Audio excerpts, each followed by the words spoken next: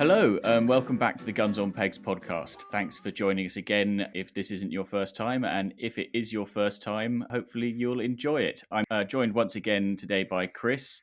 Hi Chris, how's it going? Hey George, yeah, all good, thank you. Excellent, glad to hear. And Chris, we've got another guest for the podcast today. Tell us who it is. We do indeed. Very pleased to have with us a good friend of mine from the shooting world.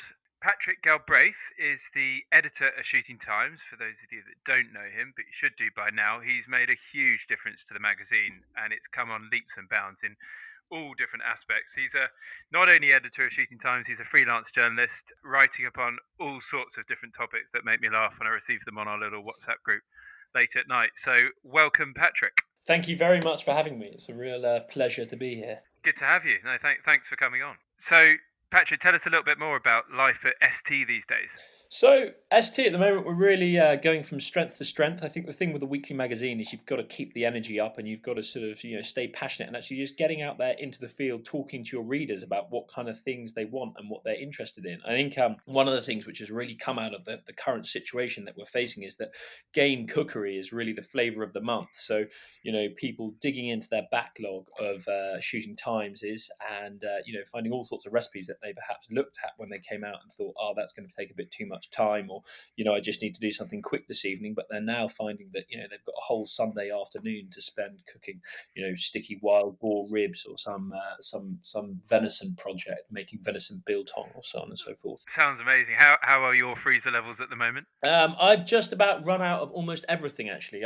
Just before this started, I went down to Willow Game in Shropshire, and they sent me back up the road with a hell of a lot of venison. But I'm down to my last packet of venison mince, so I'm going to have to come up with something pretty special to see off that last of the venison. George, yours is a pretty similar story, isn't it? Yeah, I'm gradually working through it, although very kindly the chap who does a bit of gamekeeping for us on the farm on a sort of part-time basis, just before lockdown rolled over a couple of roe deer and so dropped off a few things. So there's still a little bit left, but I'm definitely down to the last packet of partridge breasts. I think all the pheasant's gone.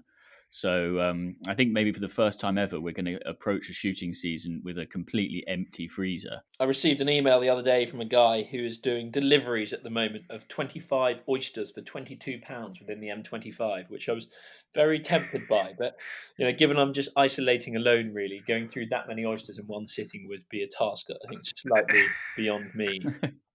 Patrick, Chris touched on in his introduction, as well as being the editor of the Shooting Times, you do a fair bit of freelance journalism as well.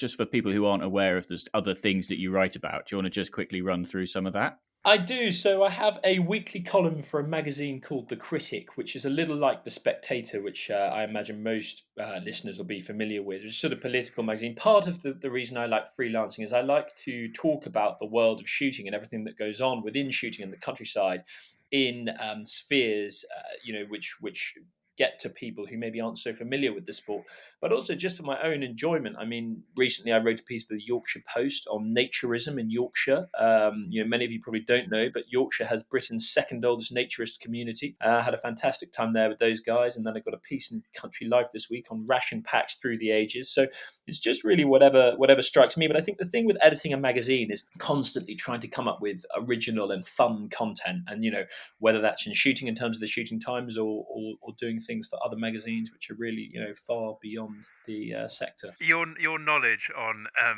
all sorts of stuff outside shooting does astound me, I must be honest. We'll touch upon a little bit more of it later on, but it does make me laugh, the sort of breadth of knowledge. I don't know where this has come from.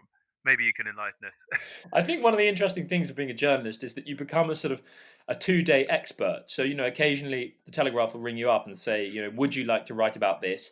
And so if you want the commission and you want the fee, so you say yes, and then you've got 2 hours to become an expert on it and a day to write the piece and then to hand it in. And, you then over the course of the next couple of years lose all the knowledge that you accrued, but you sort of hang on to a little bit of it and you can get it out at the end of a dinner party or, at 11 C's or something.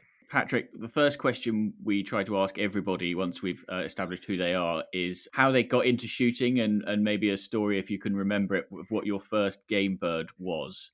Really, for me, my first game bird was a driven partridge, which I remember it actually being perhaps a little bit lower. That's a fairly posh first game bird, isn't it? Well, yeah, it was a little bit lower than it should have been, and I think I got in a bit of trouble for that. But I think really earliest memories of sort of shooting by myself and perhaps falling in love with shooting was when I was in my teenage years, cycling across to the other side of the village where I lived with an old air rifle and shooting rabbits. And I would cycle back. I'd probably spend the whole afternoon and shoot 2 rabbits and cycle back and make a fairly tasteless casserole. But through that, I think in the way that lots of people have done in their formative years, is you start to understand how to stalk a rabbit. You understand what the wind's doing, and it's that sort of fieldcraft that really sticks with you for your whole sort of sporting life, really.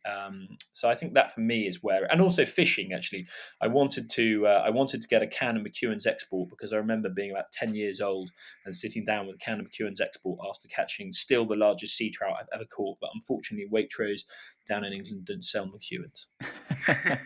No surprise. More's the pity. So we're trying to keep this podcast as a bit of an escape from the whole coronavirus situation, but it's pretty inescapable. And I think that we'd probably be remiss if we didn't ask the editor of the Shooting Times his feelings about the whole situation and where you see shooting being come September and that sort of thing. So have you got any thoughts about that, Patrick? Well, I think the first thing to say is, over the past couple of weeks, I've been pretty saddened, really, to hear from readers who work as gamekeepers who now don't have much certainty in their jobs over the next couple of months. I mean, that's I think should be our first concern. But beyond that, speaking to people who are running syndicates and just speaking to readers more generally, all of them are saying that they're still going to carry on shooting in some shape or form. Over the past couple of weeks, I've been reading up about shooting from sort of in the interwar period. I found a paper the other day shooting from 1900 to 1945, and shooting was totally decimated by the wars in many senses. But across the country, people were still going out and they were still shooting because I think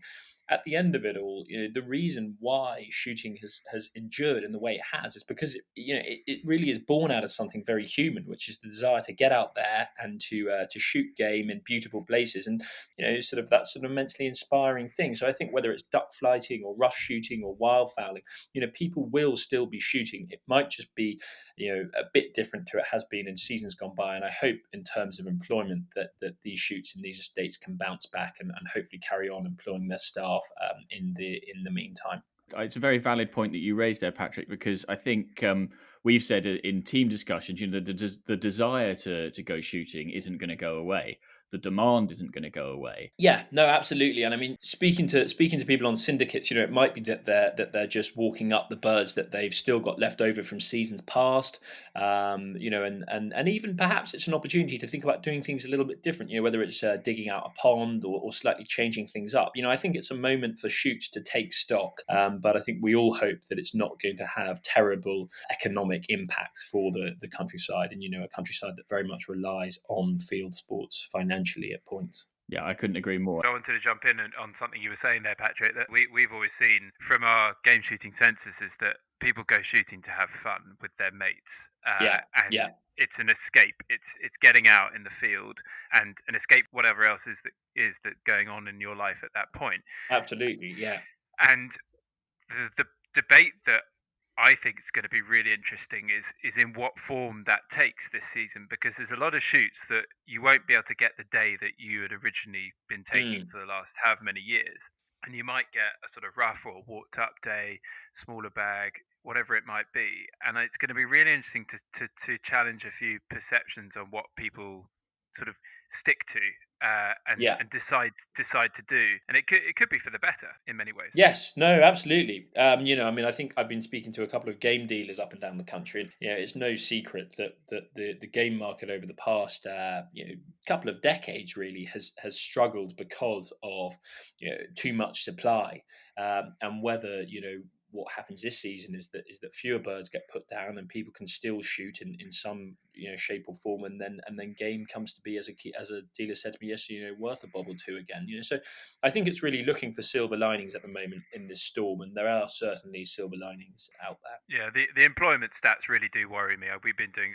George and I have been doing some analysis on that and trying to update what the PaySec report originally showed.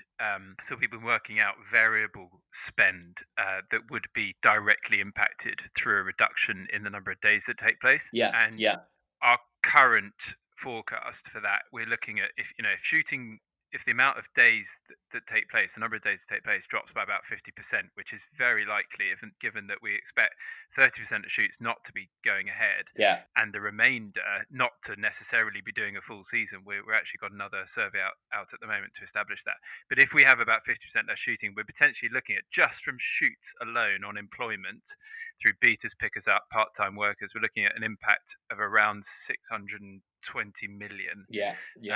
Including, obviously, their variable spends are as well, so all the spend on actually running the shoots. So it's absolutely massive hit to the rural economy. No, absolutely. Yeah, what I really hope is that as a result of all of this, that people who haven't experienced particular forms of shooting, maybe they a lot of people just sort of start on relatively large driven days and haven't really experienced some of the smaller scale stuff that I think we all know can be every bit as enjoyable, if not more enjoyable, than those big driven days. And hopefully people will have the opportunity to try something new and really examine what it is that they derive the pleasure from. I was just yesterday, I decided I was going to try ptarmigan shooting this year, which is something I've never done before. And that's with a bunch of guys. We normally head up north to do a little bit of shooting each year. And we just decided that actually this year, the one thing that we can rely on is that the ptarmigan will still be there. So I think for all of us, that will be a first, that experience. But, we'll still be staying in the hotels there. We'll still be going to restaurants, and we'll still be supporting the local rural economy in the way that shooting does. But we just won't be shooting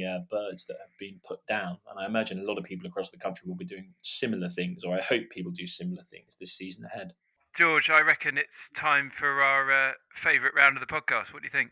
I completely agree with you. Patrick, you're our guest. Would you please tell us what that is that you're drinking? Well, I walked around Waitrose for about 20 minutes trying to find a can of McEwen's Export, because, as I mentioned, that was possibly the first beer I had after I caught the mighty £6 sea trout. Probably only about £2, but when you're a child, it seems 3 times the size. But I have a Kopparberg, and the reason I have a Kopparberg is when I had my first meeting with the editor of The Field, who previously edited Shooting Times, somebody called Jonathan Young, who I'm sure many listeners will know about the magazine and the job I'm doing now, he said, "Would you like a drink?" And he came back with a Kopparberg. And I think probably lots of people think that, field sports editors sit in nice clubs drinking port and so on and so forth. But actually, this was the pub in the Surrey suburbs where I was drinking a lukewarm Kopparberg, and I think he was drinking the same.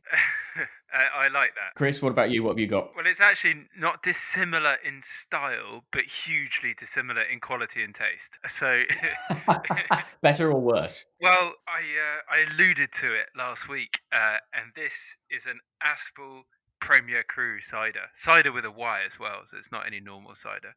Premier Cru as well. Yeah, so for those of you that aren't familiar with Aspel's fabulous range of ciders, Premier Cru is the only one to be drinking. Was that bought for the occasion, or was that something that you found in the back of a cupboard somewhere, which had been there for 5 years? So I'm quite a big Aspel's drinker, but this particular one clearly it always got left to last, and I'm just looking at the date on it, September 2019. So yes, very much back of the cupboard, but hey, it still tastes great. And it was given to me by someone who works there, so it tastes even better. But yeah, no, if you're into your Aspel's, forget the draft, forget all the other ones, just drink the Premier Cru. But be careful, it's 7% and it knocks you quite quickly. George, what do you want? Well, I'm quite excited about this one. I feel like I've maybe been the subject of ridicule the last couple of podcasts for my choices of drinks. And I did actually allude to this particular drink in the first episode, or at least a variant of it. I mentioned that my dad's been making what at the time was referred to as damson gin, and said that I tried some that it was pretty filthy. He and I, over the bank holiday weekend, spent some time bottling up his slow gin and what has now been rebranded as Wild Plum Gin. And we tasted it again, and it was still pretty filthy.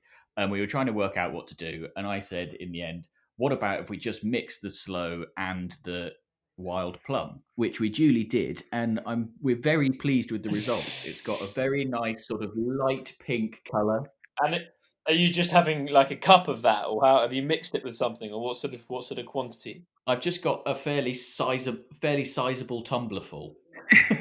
Oh, nice. But George, this is calling out for an amalgamation of names, and you can't call it Plo. It has to be Slum Gin. Perfect. I'm going to get some labels printed up. But because he'd got two of these big, the big Kilner jars with the tap on the bottom. I think they're about 4 or 5 litres each. So there were 2 of those. which have now been blended together in a jug and bottled. So there's about 10 litres of this stuff, and it's really quite good. Surprisingly good, actually. I mean, it'll definitely benefit from being in the bottles for the next few months. But for the first, for the first sip, I'm really quite enjoying it. So now that we've all got a drink and we can sort of through the internet cheers each other, I think it's the perfect time to ask Patrick something that I've been wanting to ask for a while. Yeah. On your Twitter feed, you often ask polls. Now, a lot of them are very serious and normal for what you'd expect for shooting times, but others are very much definitely from you. And I really enjoyed one that I saw the other day, and I quite like to debate it because I enjoyed it that much. So I'll read it out. It says, "Sadly, the records have been lost, so we'll never truly know. But which do you think Jesus' favourite field sport would have been? With 4 options: driven greys, salmon on the fly, ferreting, or grouse over pointers." So go on then, Patrick. So I think the consensus, I can't remember actually quite which one won, but I think, Jesus being a fisherman, of course, the salmon on the fly was the winner. But I was thinking a bit about it. And I think for many of us, the field sports and hunting really is quite a sort of spiritual thing. So this got me thinking a little bit about Jesus, it being Easter, and me being sitting there eating chocolate. So that was where that came from. But I do think that for many of us, field sports is a spiritual thing in a way. And I think certain aspects of field sports are more spiritual than others. So for me, I think maybe walked up snipe by myself is perhaps the most spiritual aspect of field sports. And maybe, a big driven pheasant day is the least spiritual. And I think if we sort of think about that and think about why, it maybe tells us some interesting things about field sports and our enjoyment of wild places. When Chris and I were talking about this earlier, it hadn't occurred to us that Jesus was a fisherman. It shows you what our theological knowledge is like. But I mean, of course, he wasn't a freshwater fisherman. I think Jesus was very much a sea fisherman. He parted the sea, so he must be a pretty handy salmon fisherman. Yeah, exactly. Yeah. But I was suggesting to Chris that that being infallible, the notion that even Jesus finds catching salmon challenging is quite a nice notion when you've blanked for the third day in a row, or the third week in a row, or the third year in a row. Oh, I thought you were going to go, with Jesus being this sort of 3-in-1 thing, and you were going to go, surely he's a fan of the McNab. That would have been even better. Interestingly, though, from that poll, 29% of people thought he might have been a keen ferreter.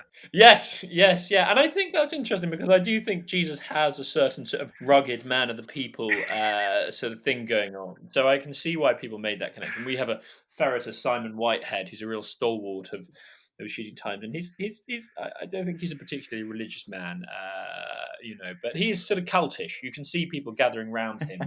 So the other Twitter poll that we were interested in, Chris, was the and it's something that probably grates a bit with you every now and again, but so it is the Shooting Times and Country magazine, isn't it? And you'd had a poll where you said that people frequently demand more random countryside content, with the and asked people what they'd like more writing on. The options being Morris dancing, bears in medieval England, the Corn Laws, and religion in rural Wales. Yeah.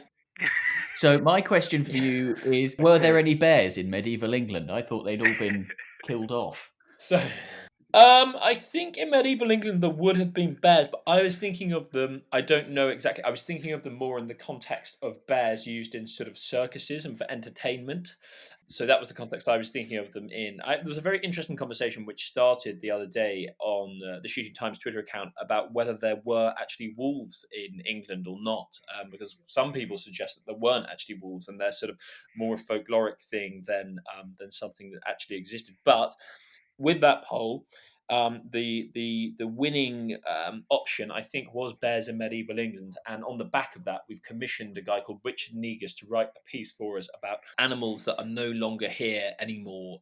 So bears, wolves, and the great moose, I think. So that's coming up in the next few weeks. Yeah, the Irish elk. The Irish elk, I think. That sounds fascinating. I can't wait to read that. I did wonder, and if religion in rural Wales had won, would that have been your forte? That would have been. We would have probably commissioned a whole magazine on that. I would have probably been called in for a meeting with our publishers, and they would have said, what on earth is this? This is going to absolutely bomb. And I was saying to them, no, have faith. We're going to do it. I've got the stats to back it up. Yeah.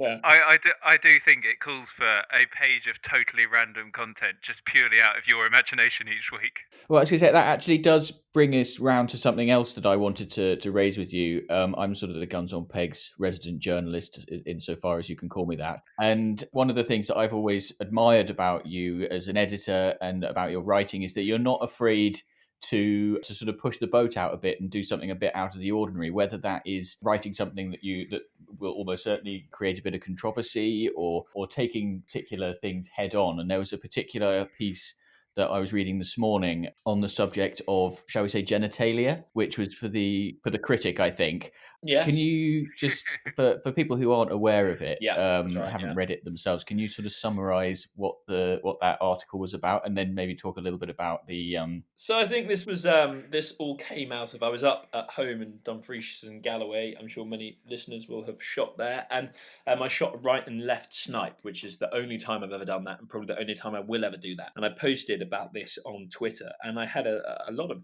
sort of, it was all about the way that land has been conserved for snipe. But there was one comment, and it said, something along the lines of, you only do this, to make up for the fact that you've got a tiny penis. And, I don't know how this person had decided that they had any idea about this about me, but I think, what they were really saying is that hunting is about making up for some sort of deficiency, or some feeling of sort of lack of an inferiority complex, really. And I think this was an interesting point, and I sort of thought about this, and I thought that actually what appeals about field sports, I think, for many people, is that it makes us feel, it gives us a sense of wildlife and a sense of the natural world as being something far greater. So actually, it's not about trying to make up for sort of feeling small. It's the fact that it makes us feel small and makes us realize that we're just a tiny part of something so great that gives field sports its appeal, if that makes sense. So it was taking a slightly sort of silly take on something to talk about something which I think is, important and perhaps forgotten about or overlooked. Yeah, I think that's a really interesting point, and something that I've frequently said.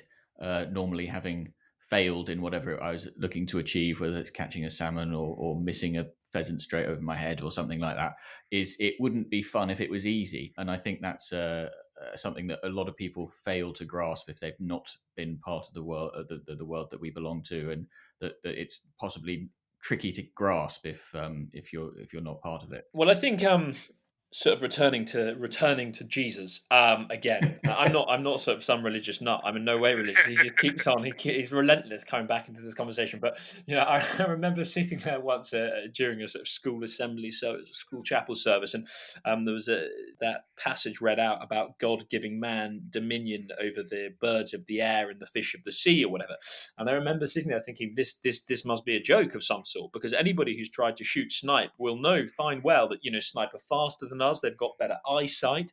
They really have dominion over us in many ways. And I think field sports makes you realize that. It makes you realize that your faculties are sort of pathetic compared to these creatures, and that's why we love it so much. Yeah, I think that's a really nice way of thinking about it. And so, just to come back to the controversy, or stirring the pot a bit, do you feel like your role as editor of the Shooting Times? Do you feel like you have a sort of journalistic duty to maybe say the things that people would prefer not to be said, and to I'm thinking particularly of articles that you've written, for example, about big bags and that sort of thing. Do you see that you have a kind of duty to tackle those topics head on? So I think something that was very interesting was, I think maybe you're referring to a piece I wrote for the Spectator about what I would call sort of the hyper commercialism of shooting. And certainly some people, it was really about the some of the practices that go on in order to make bags even bigger and sort of make profits even greater in terms of commercial shooting.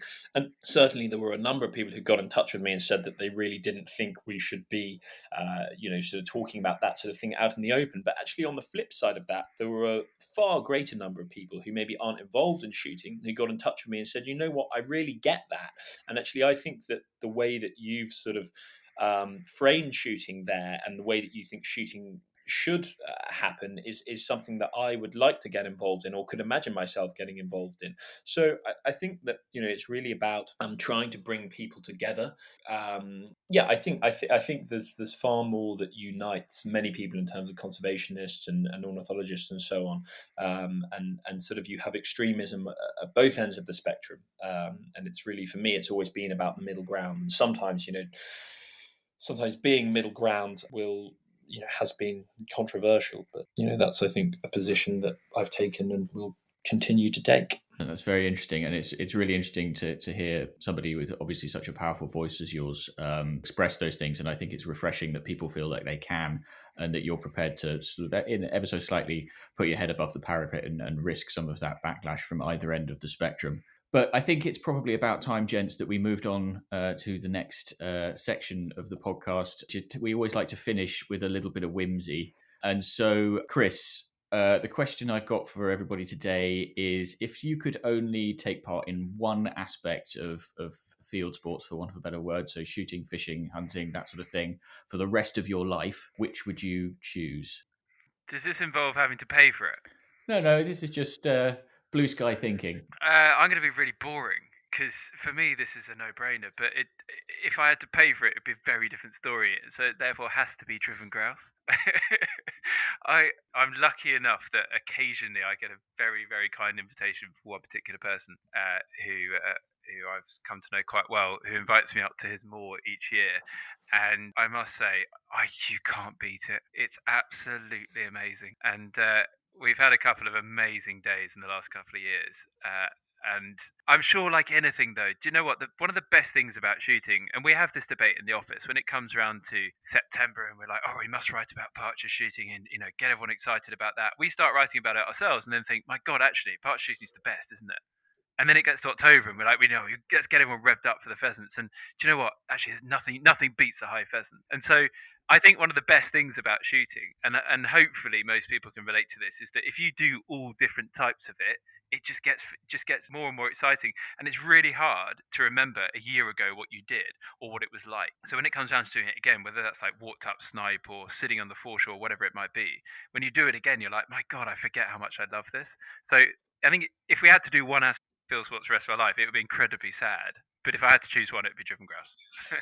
I think I can imagine that the driven grouse for the rest of one's life is pretty appealing. But I think probably duck flighting for me would be at home. I've got a pond that I built myself, and it's really the way that you see the seasons change. When you're looking at this pond, and the ducklings are born, and you see the number of ducklings sort of decrease from often to 12 to 1 if the crows don't get every single one of them. And some nights it's fantastic, and other nights it's not. But I think growing up, I would have a great night duck flighting, and the next evening would roll around, and I would desperately want to go back out there and shoot ducks again. But of course, that's not really how it works. You've got to leave it for 2, 3, 4 weeks. Yeah, and I think when it works, it's fantastic, and every time it doesn't work, it's all the more fantastic when it does. So for me, duck flighting, and actually eating ducks, I think they're one of the finest birds to eat, and really at the end of it all, that's what it's about. Oh, I couldn't agree more. I absolutely love duck. I got a question then on your duck flighting. Then, which particular duck is it that gets you going the most? That I most like to shoot. I mean, I really love to fold a sort of a kind of high mallard. I have to say, it's funny. I love duck flighting. I probably crapper at duck flighting than any other form of shooting, which I think sort of gives it part of its appeal. But also, it's just the being out there, and it's the thing of hearing them before you see them, and it's a really wonderful thing. And also, actually, you can go up for 45 minutes. You've been there for the flight, and then you're back inside with your pajamas on, having a beer by the fire, and I don't have a tremendous attention span, so it appeals on many levels. I agree, and the whistling of a widgeon, that gets anyone going, surely. Yeah. And what's also interesting about and exciting about it is that because you're doing it as the light is fading, you find that all of your senses heightens in a big way. Yeah. My grandfather and now my uncle farm in Norfolk, where they have lots of teal coming in onto the drainage ditches and the dikes. Yeah. And sitting basically in a ditch in what is effectively the darkness, with the wind whistling across from, well, it's flat as anything. So basically there's nothing between you and Russia. And it's cold and it's dark and it's usually drizzling. Yeah. But you're just, every single fiber of your being is sort of buzzing, and the tiniest little sound is just makes you sort of quiver with excitement, doesn't it? I think also just the way that you start to be able to tell quite quickly what sort of weather will be good duck flighting weather. So for example, not having much of a moon is good, and you want a bit of a wind, and being quite cold and so on. So that's you start to your fieldcraft really improves very quickly, and I think that actually you become a better shot in general in all different spheres of shooting when your fieldcraft improves. So it's a real sort of it's a really fantastic way to learn to shoot well for all kinds of reasons. You've got me changing. I think actually this is exactly what I was saying. The more you talk about it, the more you get excited about the next thing. Yeah. So I think I'm gonna have to agree with you, and I'm gonna retract my driven grouse and sitting in the splash. Actually, it's in inland splash at my mate Pip's up in Norfolk. I think that is literally about as good as it gets for the reasons that you just outlined. When the dark's coming and you're sitting on the reeds or whatever, and you're waiting, and you never know what's going to happen. You've got a cigarette in your mouth. I don't even smoke, but when I'm sitting on a floating pond, I feel like I'm always there with a pack of Rollies. Yeah, George, how about you? Well, it's interesting that you say that you've changed your mind, because while we've been speaking, before I asked the question, I thought I had a pretty clear answer, and I was pretty confident that it was the right one, and it was going to be salmon fishing. It's something I came to relatively late on in life, and it's just, if you'll excuse the terrible pun, I am properly hooked. And I think one of the reasons for that is, as Patrick mentioned about the duck flighting, that when it doesn't go right, it just means that when it does go right, it's even more special. Yeah. So while you guys were explaining your choices, I cycled through about 4 or 5 things, and I thought, God, yeah, I do love driven partridges. They're just fantastic. And then I thought, yeah, but actually, I had as much fun sitting in a wood between Christmas and New Year shooting half a dozen pigeons, roost shooting. And so I honestly, as you say, Chris, every time you think of another thing, that becomes the thing that you want to do most. And having put forward the question, I now can't definitively say what my answer would be. But I think I wouldn't complain if somebody said you can only shoot pigeons for the rest of your life. I'd be very happy with that. Yeah, I agree. That would be fine. Tell you what, I would be devastated if you told me that I had to do for the rest of my life. Would be driven moose shooting. I got invited to Finland. I got invited to Finland to go driven moose shooting, and I don't know why, but I didn't read up about Finland, and I didn't appreciate that a sort of little pair of tweed breeks and a jumper wouldn't really quite cut it. So I turned up there absolutely freezing my bollocks off, and I also, first drive, I had the gun out, and I thought, right, I'm going to slot right and left moose here. 3 days later, hadn't seen one moose. I was really devastated, and then I flew back, and I couldn't tell you, what a moose looks like to this day. But apparently there was some out there. But I'm sure that lots of listeners have done it and have had a fantastic time. That's a proper wild shooting trip. That when the first time you see the moose is while you're sitting in a Ryanair plastic seat googling it on Google Images. Yes, yeah, exactly. No, it was fun. We all ended up naked in the sauna. That was it. Yeah, so it wasn't all bad. It wasn't all bad. This is where your article inspiration comes from, doesn't it? Exactly. There's a really good picture of me when I'm aged about 23, surrounded by lots of grizzled old men from the sort of British world of shooting, and it looks it's frightening looking back on it. Sounds it. Oh, good. Well, look, Patrick, really good to have you on, and I'll look forward to the next time we're actually able to meet up and have a beer. Hopefully not too long from now, but thank you. Absolutely. Thanks. Well, thank you very much. Thank you very much for having me. Yeah, just to reiterate that, Patrick, thank you ever so much for joining us. And thank you to everyone for listening. We'll be back again soon with another podcast. In the meantime, if you don't already, visit the Guns on Pegs website, sign up to our newsletter, follow us on Instagram at GunsOnPegs, and follow us on Facebook for all the latest content and when the next podcast will be available. Thanks very much for listening, and goodbye.